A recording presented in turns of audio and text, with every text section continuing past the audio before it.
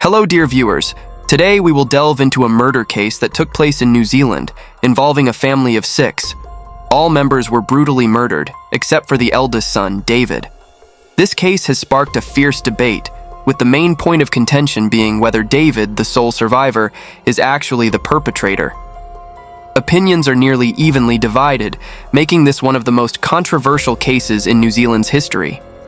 The story unfolds in the city of Dunedin, the second largest city on New Zealand's South Island. Dunedin is a bustling port city with a population of 128,000, constantly thriving and developing. At 65 every street lived the Bain family, consisting of 6 members. The father, Irving Bain, age 59, was a former missionary and the principal of a school in a small town south of Dunedin. The mother, Margaret Arawa Cullen, 51, was an educated woman. The couple had 4 children, the eldest son David, 22 years old, their second daughter Arawa, 19, their third daughter Lanyet, 18, and the youngest son Stephen, 14. The family lived a peaceful life until one day in June 1994, when a horrifying tragedy suddenly struck and shattered their lives. So, what happened on that fateful day? Who committed this heinous crime? Let's go back to June 20th, 1994. It was a Monday. At 7:09 a.m., New Zealand's emergency call center, 111, received a distress call. They're all dead. What's the matter? They're all dead. I came home and they're all dead. Whereabouts are you? Every street. Oh, every street. 65 every street. The number 111 is New Zealand's universal emergency phone number, connecting to the police, fire department, hospital, and postal services.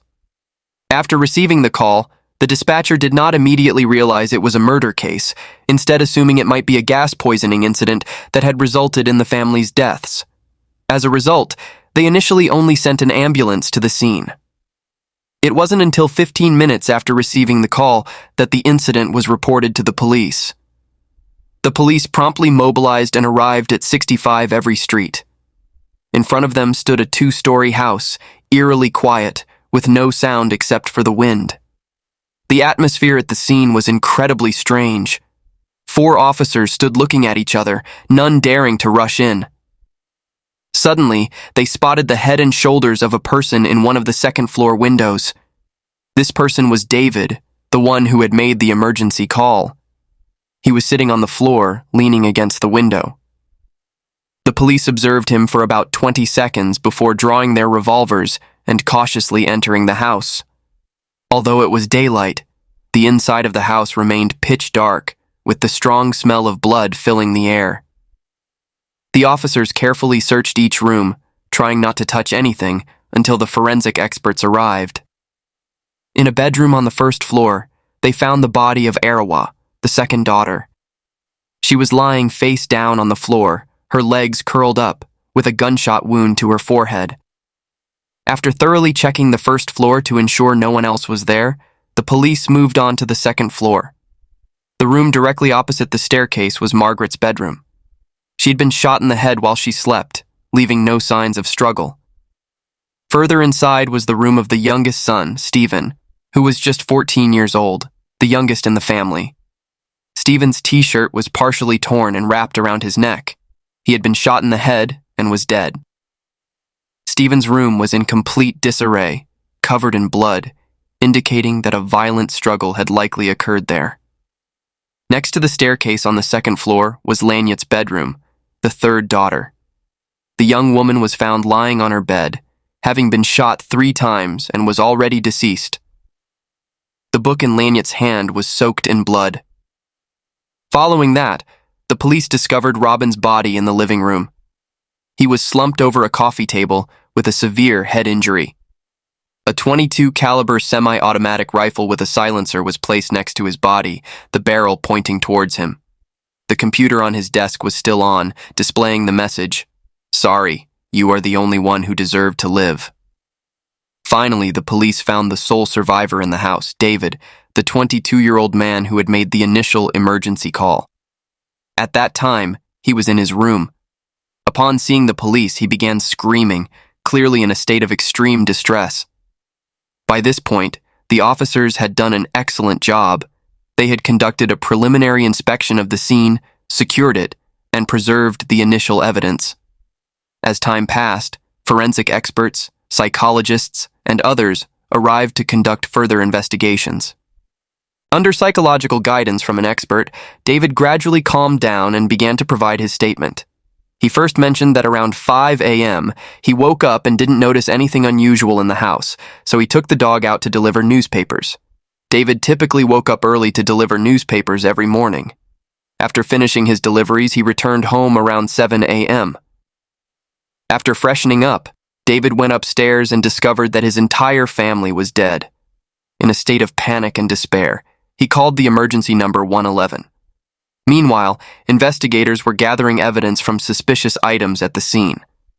At the same time, an investigation into the Bain family's background was underway. According to the investigation, the Bain family had lived in Papua New Guinea for 15 years. Robin had been a missionary, while Margaret had devoted herself to studying philosophy and astrology. In 1988, they returned to New Zealand from Papua New Guinea and settled in Dunedin. However, the family began facing financial difficulties, and the relationship between Robin and Margaret deteriorated, worsening over time. They began sleeping separately.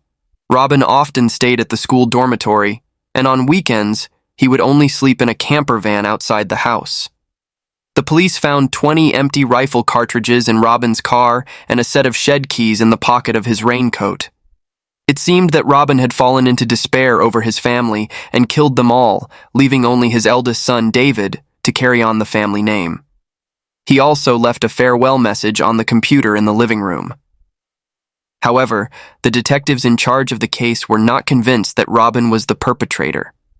They believed the case was more complex and quickly focused their suspicion on the sole survivor, 22-year-old David. After gathering a series of evidence, just 4 days after the crime, David was arrested by New Zealand police on suspicion of murder. A year later, in 1995, the first trial for the case began. The central issue in the courtroom was whether David or Robin was the killer. During the trial, the prosecution presented a range of evidence pointing to David as the culprit. Ballistic tests showed that all family members were killed by the same gun, a .22 caliber semi-automatic rifle with a silencer found in the living room. This rifle did not belong to Robin but to David. Only one fingerprint was found on the gun, and it was David's. Over 1,000 rounds of ammunition were found in David's closet. The police also discovered a gun lock and key in the house, indicating that both David and Robin had access to unlock the rifle's trigger. Additionally, the autopsy revealed that Robin's bladder was full. The prosecution argued that if Robin were the killer, he would have woken up at 6:30 a.m., held his bladder all night, and not gone to the bathroom before committing the murders. Does that seem plausible? Robin's clothes at the time of his death had only his own blood on them, with no traces of anyone else's blood. According to the crime scene investigation, Stephen's room showed clear signs of a struggle. It was in disarray with a lot of blood, and Stephen had been struck on the head during the fight before he was killed. If Robin were the killer, it would be impossible for him not to have any of the victim's blood on him during such a violent altercation. After the incident, the police examined David and discovered that he had an injury on his head, which was likely caused by Stephen scratching him during their struggle. The police took all of David's clothes for testing and found bloodstains on the edge of a pair of shorts. Test results showed that the blood belonged to Stephen. In David's room, they found a pair of glasses with only the right lens frame intact. The left lens was found in Stephen's room. This suggests that during the struggle with Stephen, one of David's lenses may have come loose. A woolen glove was also found in Stephen's room, indicating that the perpetrator wore gloves during the crime. If Robin was the killer, why would he need to wear gloves, especially after leaving a farewell message on the computer? What else would he be trying to hide? This doesn't make sense logically. No fingerprints were found on the computer that displayed the farewell message in the living room. This suggests that the person who typed the message either deliberately wiped the fingerprints or wore gloves while typing. Therefore, whether the letter was actually written by Robin remains a significant question. Bloody footprints were found between Margaret's and Lanyard's rooms, indicating that the perpetrator moved between the two rooms. The size of these footprints was larger than Robin's, leading the police to rule out the possibility that they belonged to him. The police also discovered a wet handprint on the washing machine, but there were no fingerprints. Outside, on the clothesline, several freshly washed garments were hanging, some of which belonged to David. Under pressure from the prosecution, David provided another statement. This time, his account was more detailed than his previous one. David stated that he woke up at 5:30 a.m. when his alarm went off.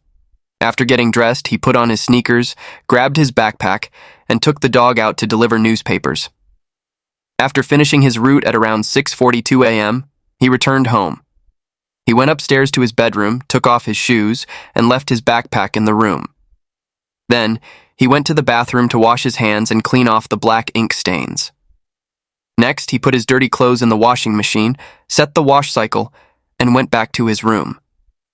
When he turned on the light, he saw shell casings and the gun lock on the floor. He rushed to his mother's room and found that she had been shot dead. Then, he checked the other rooms and discovered that everyone in the house was dead. During this time, he heard a strange noise coming from Lanyard's room, like the sound of someone being strangled. He quickly ran to Lanyard's room and found that she had stopped breathing. In utter despair, he called the emergency number 111. David added that the glasses the police found in his room were not his but belonged to his mother, Margaret. After hearing David's testimony, the prosecution immediately pointed out a contradiction in his statement. David said that he heard Lanyard gasping for breath before she died. The prosecution argued that only the killer could have heard that sound. Lanyard had a total of 3 gunshot wounds. According to expert and forensic reports, one of the wounds on the top of her head was inflicted later than the other 2. Previously, the prosecution had been puzzled by this, but now it became clear. Based on all the evidence collected, the prosecution presented a complete hypothesis of the case, proposing that David was the killer. On the day of the incident, David woke up at 5 a.m.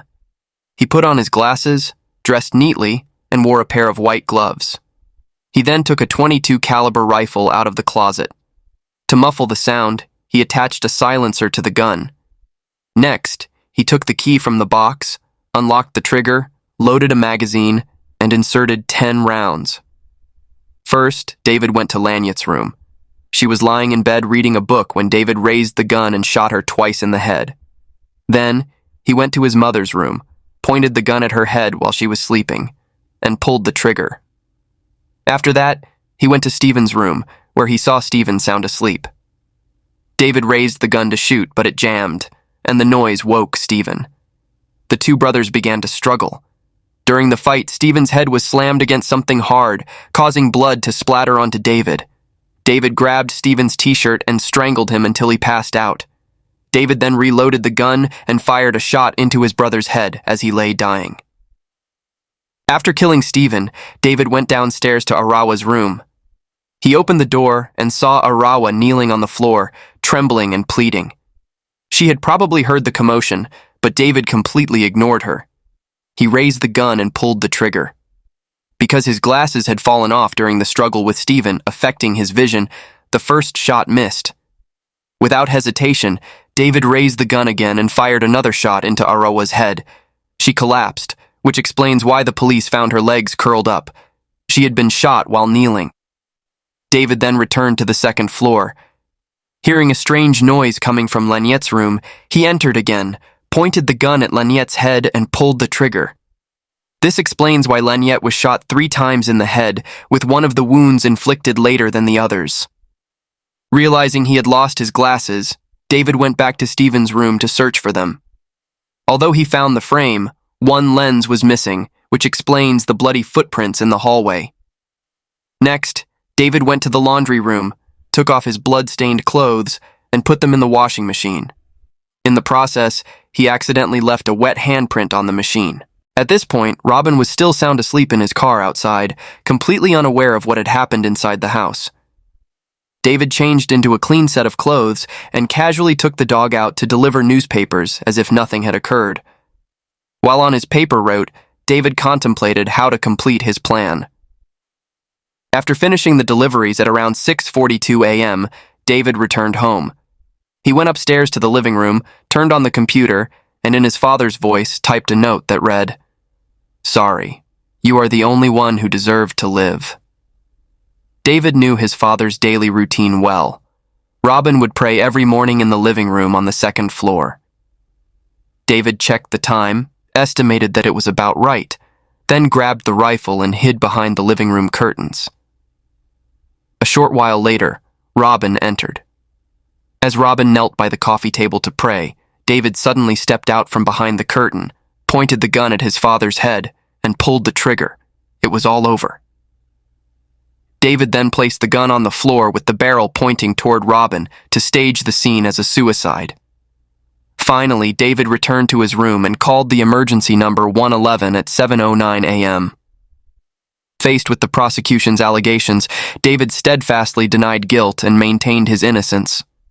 The defense attorney argued that David had no history of mental illness or violent behavior. Moreover, the prosecution failed to establish a motive for murder and, most importantly, any deep-seated hatred that would have driven David to act so cruelly against his own family.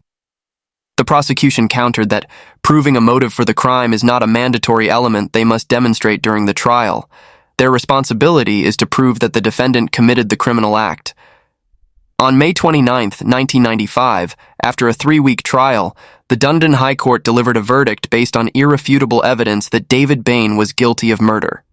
David was convicted on all 5 counts of murder and sentenced to life imprisonment with no possibility of parole for 16 years, not including the year he had already spent in custody.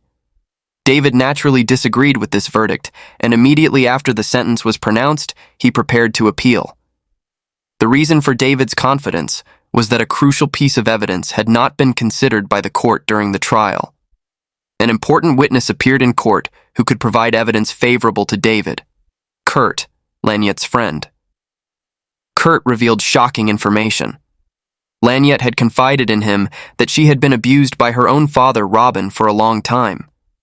Just before the murders occurred, Lanyette had planned to expose Robin's crimes. This testimony was shocking because Robin was known as a kind missionary and an exemplary school principal. No one could have imagined that he would commit such depraved acts against his own daughter. If this truth were exposed, Robin would certainly lose everything, which could have been the motive for him to kill his entire family, leaving only his eldest son David to carry on the family line. However, when the court called Kurt to testify, he suddenly disappeared at a critical moment, leaving this evidence unexamined and the jury completely unaware of the story. Had this evidence been considered, the outcome of the trial might have been different. This is also the main reason the defense disagreed with the verdict and filed an appeal.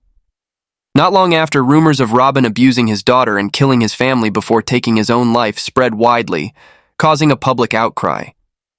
Supporters of David's innocence criticized the police investigation for its lack of transparency and the court's verdict for being irresponsible. After David was sentenced to life in prison, Kurt suddenly reappeared. Following the scandal surrounding Robin, 2 other friends of Lanyette also came forward, testifying that Lanyette had confided in them about her intentions to run away for good. Lanyette's painful experiences might have begun when she was just 11 years old.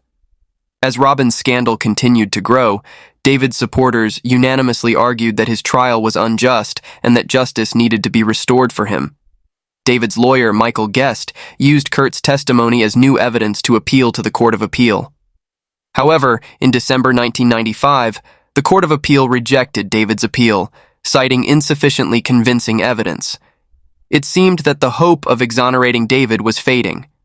But just at that moment, David's savior appeared: Joe Karam, a former star of New Zealand's national rugby team. Joe Karam is a highly respected figure in New Zealand.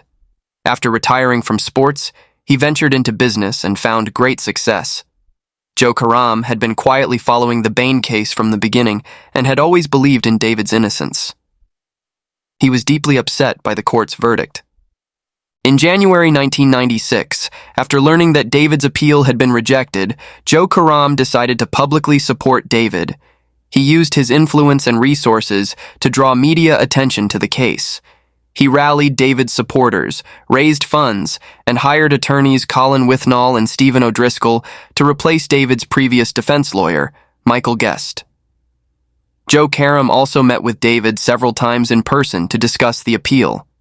He carried out these actions very openly, aiming to attract public attention to the case.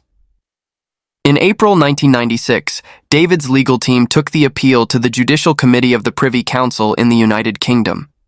New Zealand, being a Commonwealth nation, has the Privy Council as the final appellate authority for its legal matters.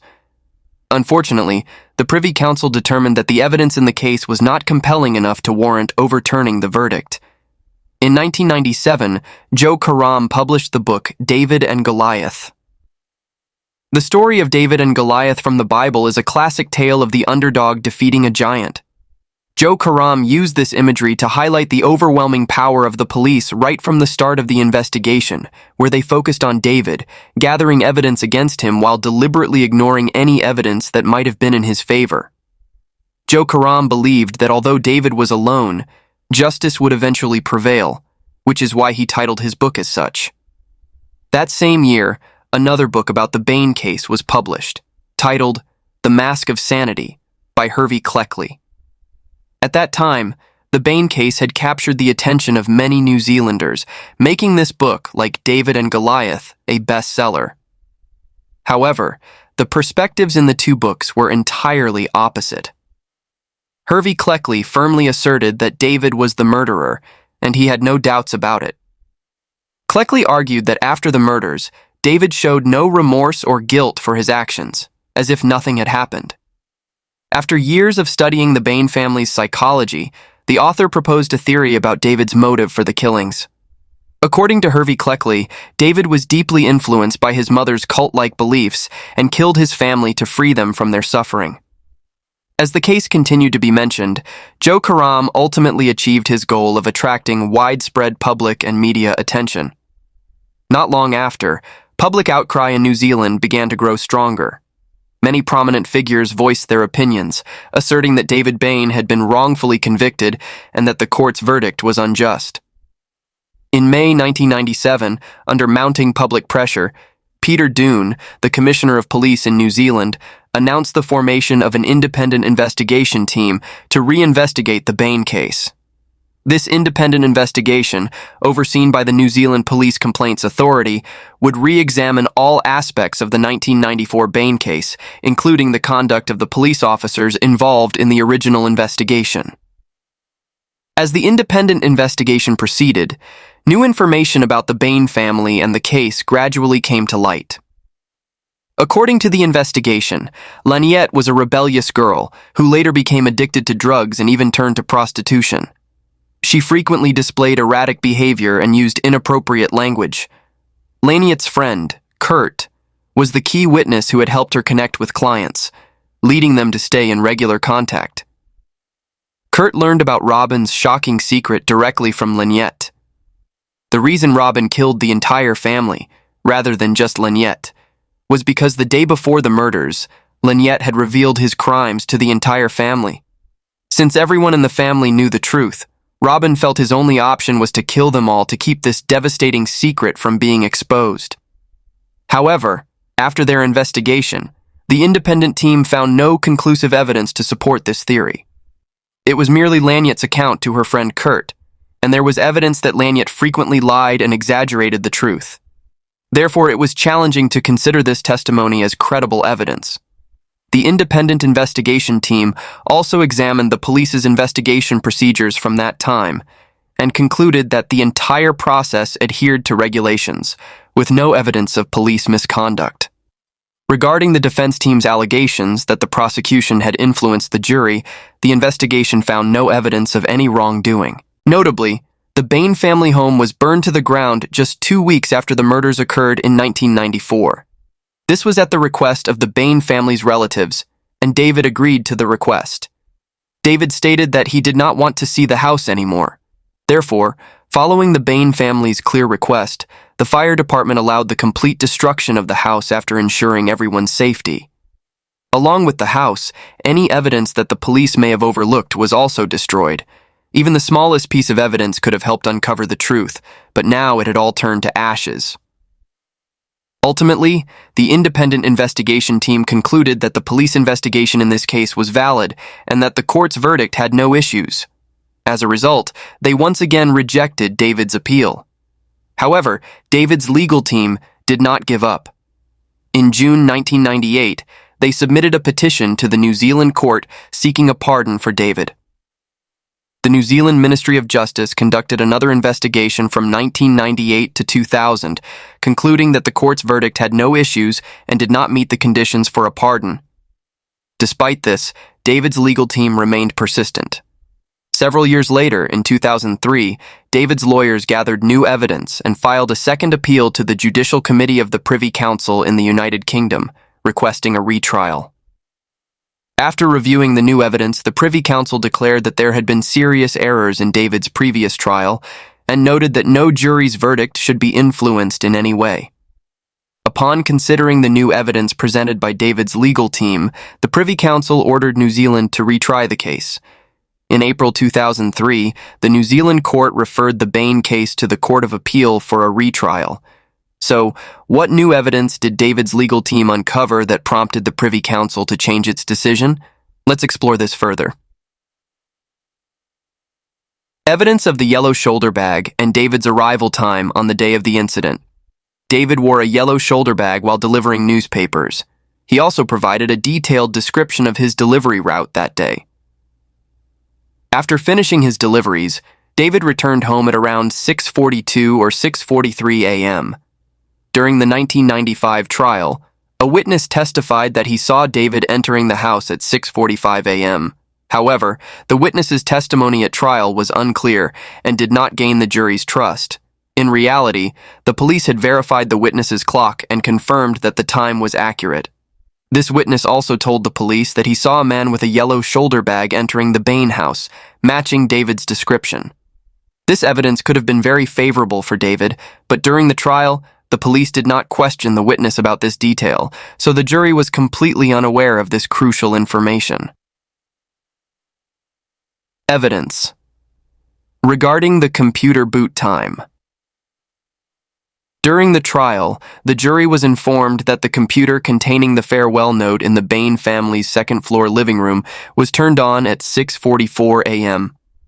This time was determined by a computer consultant from the University of Otago after examining the computer. However, on the day of the computer examination, the consultant was not wearing a watch, so he borrowed a watch from a nearby police officer to check the time. Unfortunately, the borrowed watch did not have a second hand and only displayed time in 5-minute intervals. As a result, the 6:44 a.m. computer boot time presented by the prosecution during the trial was inaccurate. After recalculating, the correct computer boot time was adjusted to 6:39 a.m. This time was earlier than the witness's sighting of David returning home at 6:45 a.m. Thus, David's legal team discovered new evidence suggesting that the computer was turned on before David returned home. Evidence regarding the glasses.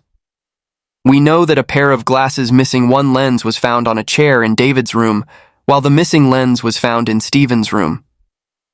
During the initial trial, the prosecution argued that the glasses were knocked off during a struggle between David and Stephen in the room.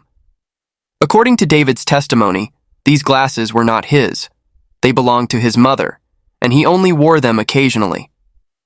An optometrist examined the prescription of the glasses and initially testified that they likely belonged to David.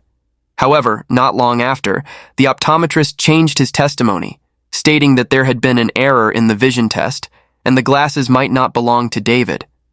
Despite this, during the initial trial, the prosecution only mentioned the optometrist's original testimony, omitting any reference to the revised statement. They then contrasted this testimony with David's, causing the jury to doubt David's credibility.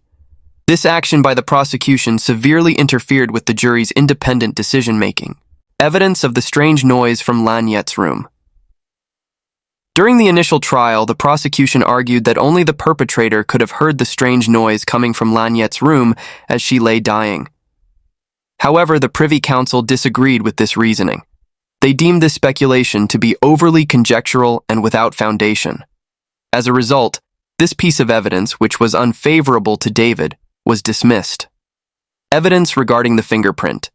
The most crucial evidence that led to David's conviction in the initial trial was his fingerprint on the .22 caliber semi-automatic rifle with an attached silencer.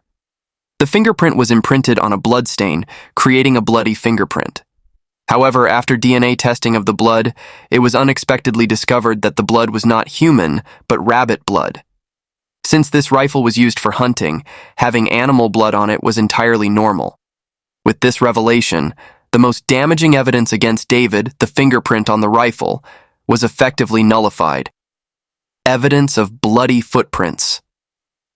In the 1995 initial trial, the second piece of unfavorable evidence against David was a set of bloody footprints found between Margaret's and Lanyard's rooms.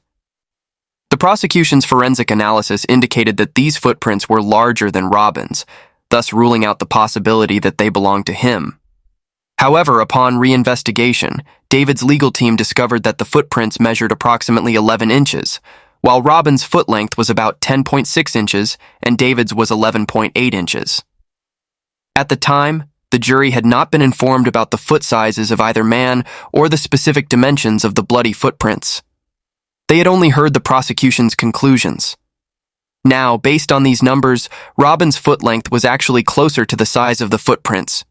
If these prints were not Robin's, they certainly couldn't have been David's. What was initially incriminating evidence against David, the bloody footprints, had now become evidence in his favor. On May 15, 2007, the Christchurch Court of Appeal held a hearing.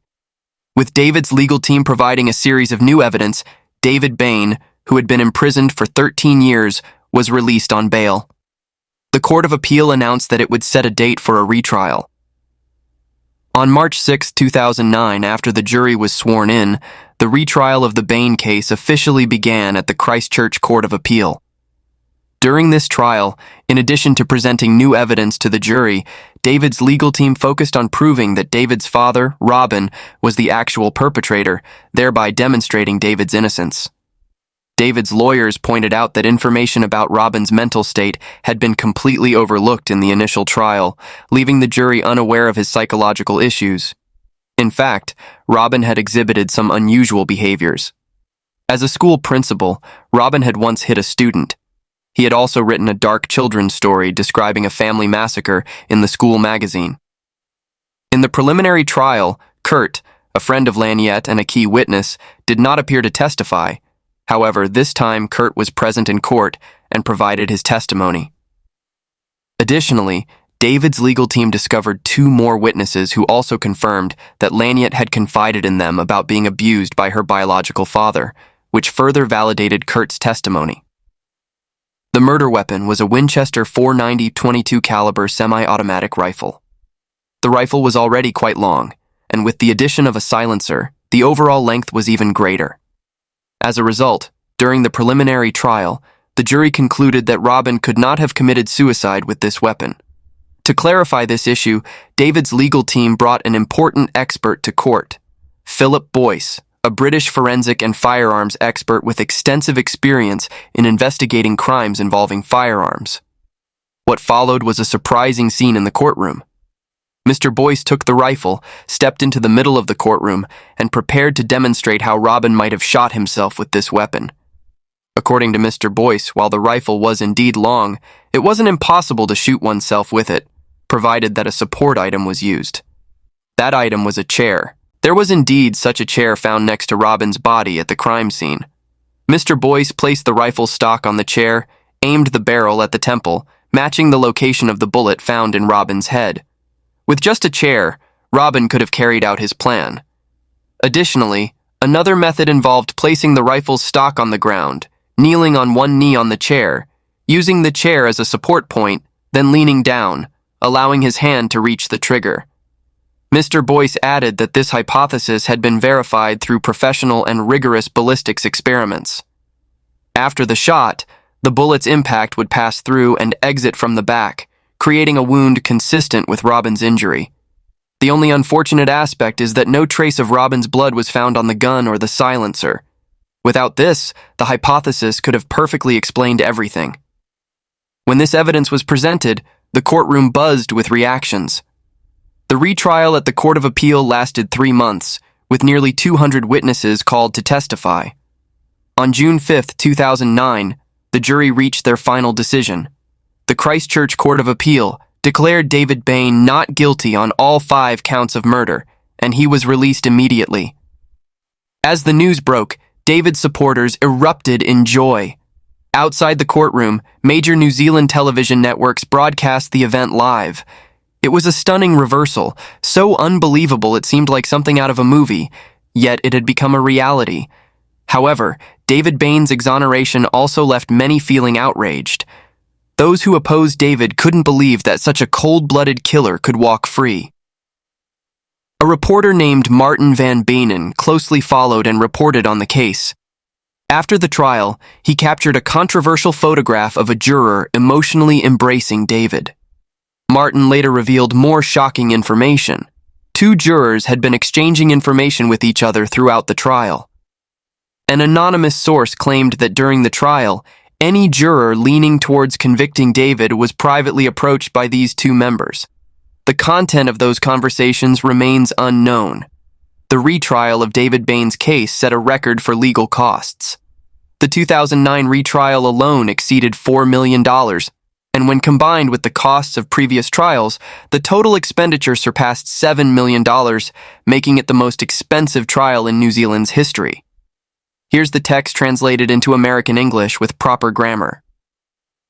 After being exonerated, David took a 3-month vacation in Europe, with all expenses covered by his supporters. 10 months later, David began looking for a job, hoping to return to a normal life. In March 2010, David filed a claim for compensation from the government, asserting that he had been wrongfully imprisoned. However, the New Zealand court determined that David's case did not meet the criteria for government compensation. Legally, there wasn't enough evidence to convict David, but that doesn't necessarily mean he was innocent.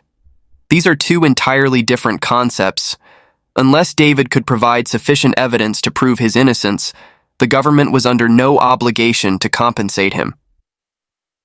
According to a public opinion poll conducted by the New Zealand Herald, 74% of New Zealanders believed that David should be compensated by the government. In 2016, New Zealand's Justice Minister Amy Adams announced that the government would not apologize to or compensate David Bain for the time he spent wrongfully imprisoned. However, the government did agree to pay David Bain $925,000 as a special settlement to end the lengthy lawsuit he had filed against the government. Ultimately, David's legal team accepted this settlement, and the Bane case was officially closed. However, the debate over whether David was the perpetrator has never truly ended. No one has been able to completely convince others, and the case has become one of the most controversial in New Zealand's history. In the end, was David Bain the culprit? Perhaps only he knows the truth. That wraps up today's video. Thank you for watching, and I'll see you in the next one. Goodbye.